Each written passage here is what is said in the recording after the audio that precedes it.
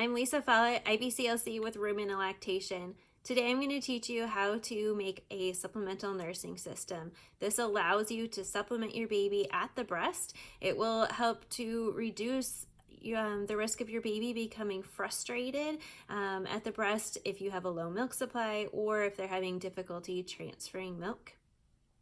And these are fairly inexpensive supplies to make this device.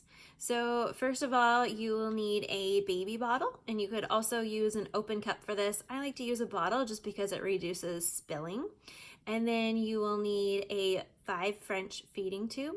You can purchase these from my website, www.rumina-lactation.com, and I will link that below. So to get started, you will want to take your feeding tube and then take the teat out of the bottle. And then you're gonna see that your feeding tube has 2 different ends. So the wider end is the end that will go inside of the bottle into the milk. So you'll put your formula or expressed breast milk, whatever you're supplementing with, into the bottle. And then the smaller end has 2 little holes in it. This is what's gonna go into your baby's mouth. So you're going to thread that through the bottle nipple. I find that the easiest way to do that is to just stick it in this way. So faster flow bottle teat will make it easier to get the tube through. If it's causing you any difficulties, you can also take scissors and just make the hole a little bit wider to fit it through. So we'll thread this through. I like to pull most of it through so that you have lots of room to work with. And then this end is going to go into your bottle of supplement. So we'll put that right in here. Like this. And then you'll put the collar on.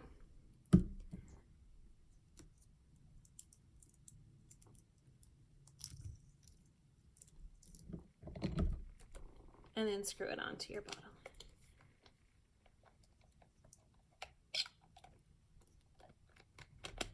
So you'll see I actually have the nipple upside down in there, but that helps to prevent any spilling. If we turn it upside down, it won't spill. You don't want to hold it upside down, but if it does get knocked over, it's not going to spill.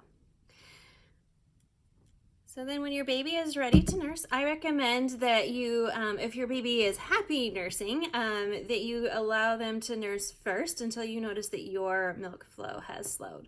So I would normally nurse baby on one side and then the other side, and then when I noticed that they were the milk flow was almost slowed on the final side, that's when I would introduce the feeding tube. So if your baby is having a hard time latching or refusing the breast, you may want to introduce the feeding tube right away to increase the flow so that they're more eager to breastfeed. And then if that's the case, you might want to pump afterwards to make sure that your milk is still getting expressed.